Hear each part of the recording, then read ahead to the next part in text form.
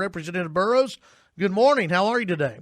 Well, good morning, Chad. I listening to your show as I do most mornings, and heard Chairman West make some statements. And since I'm actually in the Texas House, thought maybe I'd call in and offer some critiques of it.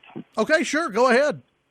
Well, first off, let me just tell you, Speaker-elect Phelan is a conservative member. I know him. We chaired major committees last session.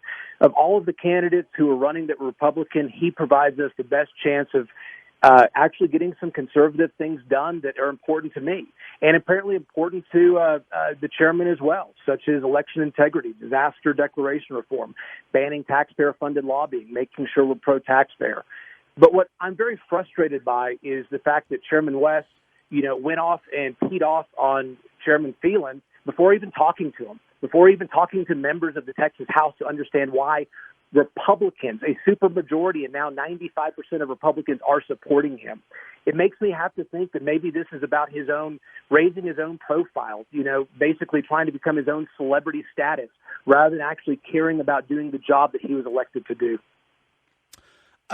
I asked, and I want to get your thoughts on this, because Chairman West, he did say if all the Republicans were to go along with Phelan, then from what it sounded, I don't have the quote written down right in front of me, but basically he would feel better about that. Do you think that's going to happen, and should that matter? So if one Republican out of 83 gets to, have a veto, that's a horrible idea. I mean, I can't even imagine anybody. I mean, no Republican get 100% majority. Dade Phelan has 95% Republicans supporting him in the Texas House caucus. That is a very impressive number. Trying to get to 100% is absolutely absurd. We have bylaws in the Texas House caucus. I actually wrote them.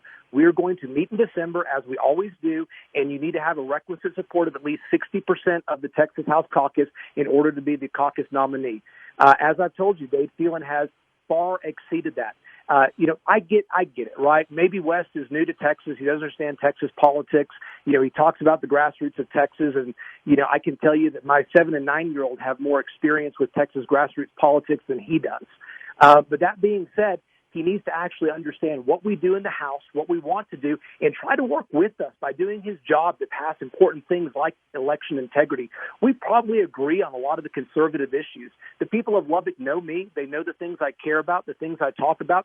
Chairman West, says he cares about them. And if he really does, look forward to working with him on it. But there's no way to start that relationship by sending out emails to raise your own profile, in order, I guess, to get more speaking fees down the road or whatever it is he intends to do by calling a conservative with 95% of the support a traitor. That is ridiculous. It's irresponsible. And I'll tell you, it's not a good look for him. Visiting with State Representative Dustin Burrows here on the Chad Hasty Show. A couple of more questions that I have for you. Do you think, and I asked the chairman if he was going to be outspoken, and I think he's been more outspoken than previous chairmen have, at least publicly. A lot of this plays out behind the scenes. You know that. When there's disagreements, it's mainly played out behind the scenes. Do you think he will be vocal and more outspoken during the session? And if he is, do you anticipate that hurting, depending on what he says, I guess? Will that hurt or improve the session? Or will it matter? Look, I mean, he doesn't matter to me. I'm going to go down there and vote for conservative policy and do everything I can to actually get conservative reforms that the people of West Texas expect. He's going to be vocal. He's already shown that. I think the question is why, and I'll let everybody come to that conclusion. You asked the question about him running for higher office. Looked like he dodged on that. I know that, he enjoys having a high profile, and I guess this is another way to do that. But it doesn't mean that it's going to actually do a darn bit of good to get conservative reforms done through the Texas legislature. And those of us who are actually going to put our blood, sweat, and tears into it, kind of look at it and get sometimes a little offended that they sit out there and basically yell about things and don't even try to make phone calls to try to understand the process or work with us and make it actually be helpful.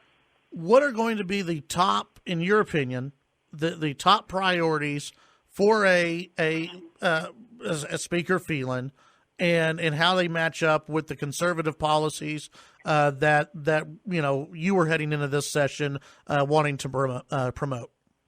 Look, I mean, I'm not going to speak for Speaker-elect Phelan. I think that would be irresponsible of me. But I will tell you is the things that I'm heading into session with is I want to continue to strengthen and improve SB2 and giving property taxpayers more control. I want to pass a ban on taxpayer-funded lobbying, as everybody who's listened to your show knows that I care about. Election integrity, as we've seen this play out across the United States, I want to strengthen those things. And you know what? Chairman West said that's his number one priority. It's certainly close to the top of my list as well, something we probably could actually work on together if you wanted to try. And there's several others, the disaster declaration reforms. I was the first Republican, the very first to come out, I think, on your show, Chad, and talk about how we needed to make some of those reforms. Yes. Those are 4 issues that I truly care about, that I think conservatives should care about. And I believe Speaker Phelan gives the best opportunity for somebody like me, who is a philosophical conservative, believes conservative solutions, are the best for Texas, to get those reforms and more, including pro-life and Second Amendment, done next session. Before I let you go, last session, did Phelan agree with the ban on taxpayer-funded lobbying? Do you know? He was one of 4 joint authors. I was one. He was one. He went to the back mic to actually talk about it. It came through his committee where he had hearings on it. So I'll let people draw their own conclusions to that. All right. State Representative Dustin Burrows, appreciate you giving us a call today. Thanks. Always appreciate it, Chad. All right. Thank you. That's Representative Dustin Burrows here on the Chad Hasty Show.